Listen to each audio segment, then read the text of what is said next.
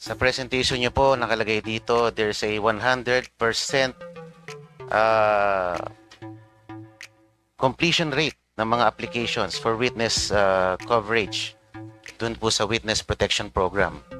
100% in 2024 and for the first semester of 2025, 100%.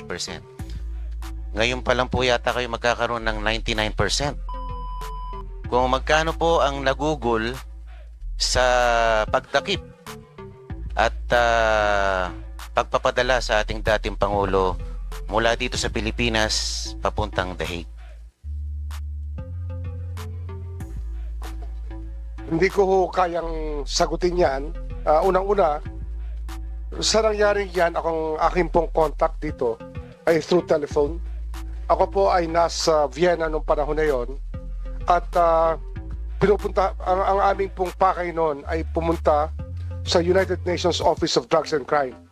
Kaya nasa Vienna po ako nung panahon na yon. Kaya hindi ko ho nakita yung dami ng pulis.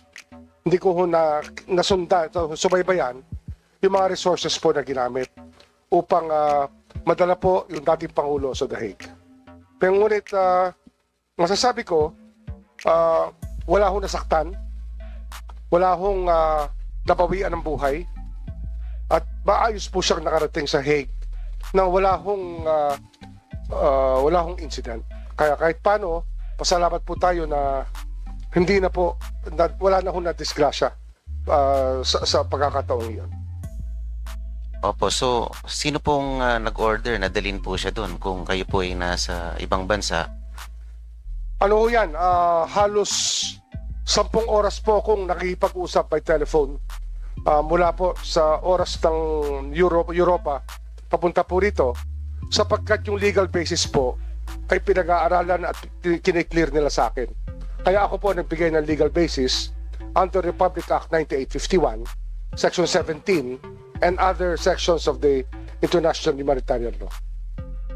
Ngunit di po ba sinabi, paulit-ulit na sinabi ng ating Pangulo na tayo po ay nag-withdraw na sa Rome Statute, tayo po, the ICC has no jurisdiction over us at I will not lift a finger in the investigation of any crimes regarding ICC.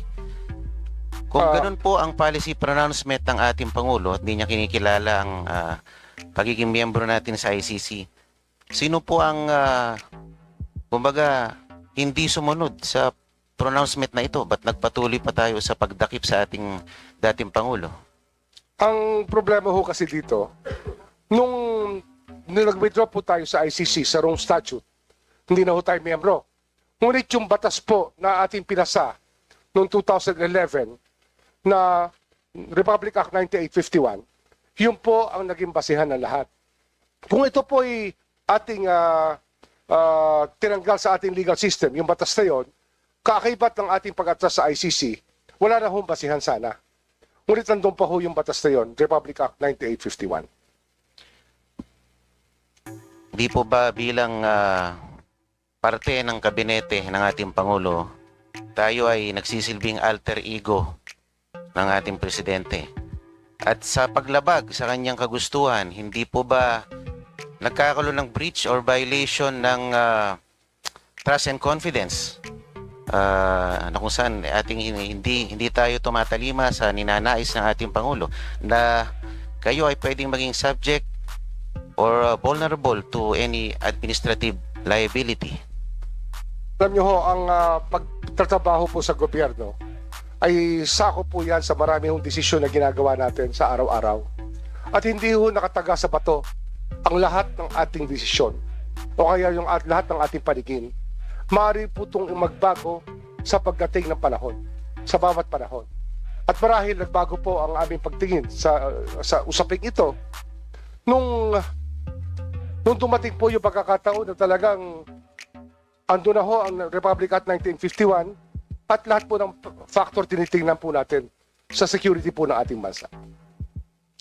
Does the former president pose any security threat kahit ganun na siya katanda?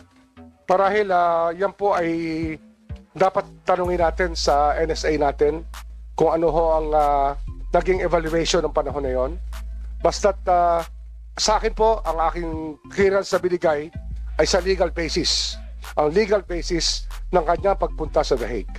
Yun po yung ating trabaho bilang legal counsel po ng gobyerno. So pwede po tayong tumaliwas sa kagustuhan ng presidente.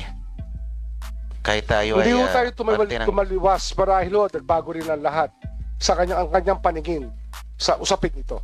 Hindi ho nga, sabi ko nga kanina, hindi ho nakataga sa bato ang lahat ng ating paningin ng panghabang buhay. Minsan nagbabago po.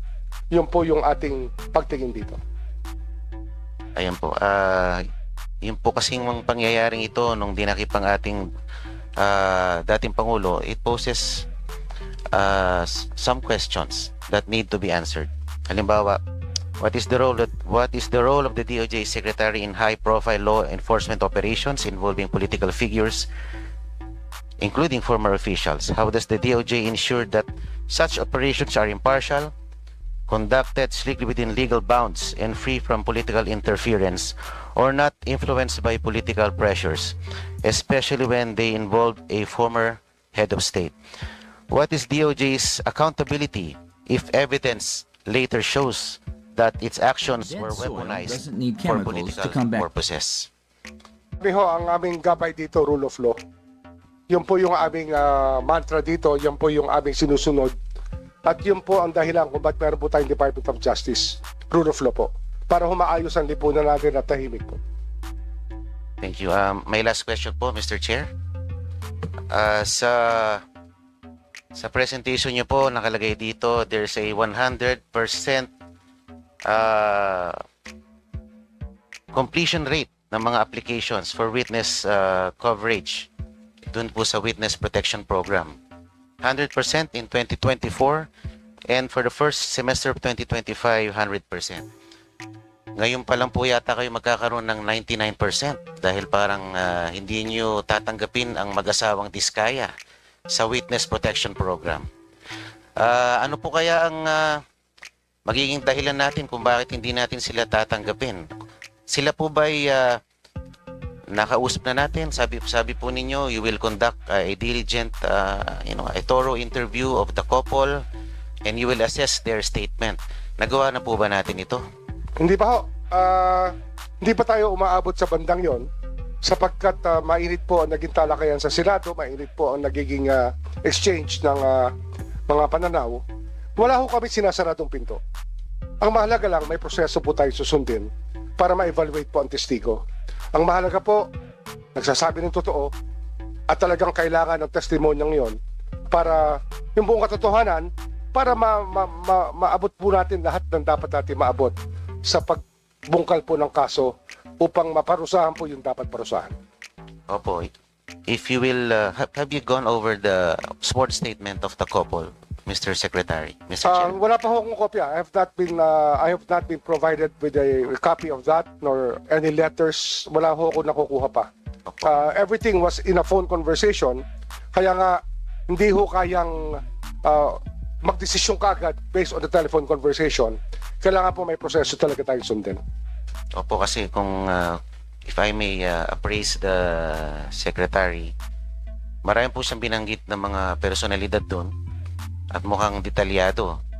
Baka naman ito ay magkaroon ng konting merito dahil hindi naman po ito basta-basta lamang. Ito ay sinumpaang salaysay na pwede naman natin pag-aralan at lalo ating suriin kung talagang meron pong katotohanan dito. Totoo po yan, susuruin po natin yan. Ngunit marami rin po tayo itatanong na mahalaga para maging kompleto po ang kasaysayan ng lahat. Kasi kung sila po ay 15 taon na nangongontrata at ay ikikwento nila ay 3 taon lang, marahil kulang po yon. Kailangan po malaman natin yung buong kasaysayan ng kanilang pangongontrata at kung ano ang kanilang dinaanang patakaran at yung mga sinasabi nilang obligasyon. 15 taon dapat mapag-aralan po natin lahat yan at sabihin nila sa atin kung ano talaga ang naganap sa mga panahon na sila ay nangongontrata mula 2007 hanggang 2025. Hindi lang po 3 taon, ngunit yung buong kasaysayan po ang ating gusto makita. Para ma-solve po natin itong problemang ito na bumabagabag sa ating bansa ngayon. Iyon po yung mahalaga kung may testigo hong ganun kahaba ang kasaysayan sa pangontrata, marahil mas marami sila mabibigay sa ating mga pangalan, mga petsa, project, engineer, at kung sino po mga mambabatas, kung sino man ang nakialam sa mga kontrata, yun po yung kailangan natin malaman. Hindi lang po yung 3 taon o 2 taon na kanilang binigay sa kanilang unang sulumpang salaysay. Mr. Secretary, papayag po ba kayo if we will broaden the scope of the investigation to include the years 2007 up to 2025? Opo. Kailangan po talaga we get to the bottom of this kasi yung bansa po natin ang nakasalalay dito. Ang bigat na ho ng saloobin ng Pilipino. Kailangan po malaman nila yung kasaysayan nito. Kung kinakailangan po umabot tayo sa 1998, gawin po natin para makita ho natin kung saan tayo dapat pumunta at saan tayo paparoon. Yun po, hindi tayo matututo pag hindi natin nakita ang buong kasaysayan po at sistema na umiiral ngayon na mula po nung mga panahon na yun. Ano po kaya ang posibleng possible grounds that they will be denied their application for witness protection? Di ba sabi po... Ano ho kasi yan? Testimonial evidence po yan. Ang mahalaga po, ilabas din nila yung mga dokumento. Yung kanilang records, yung kanilang mga ledger. Lahat po yan dapat open to scrutiny. Wala ho sila dapat itatago na kahit ano. Yun po yung hinahanap natin talaga sa mga tumitestigo po as state witness. Mahirap po mag-alaga ng state witness, sinasabi ko sa inyo. Kasi ako ho, I take it upon myself to talk to these people and to know their state of mind, their security. And I spend a lot of time doing this even on Sundays. I can tell you that. Kaya hindi ho ito biro sa akin. Ito po ay isang misyon na ating ginagampanan upang magkaroon ng hustisya sa ating bansa. Okay, maraming salamat.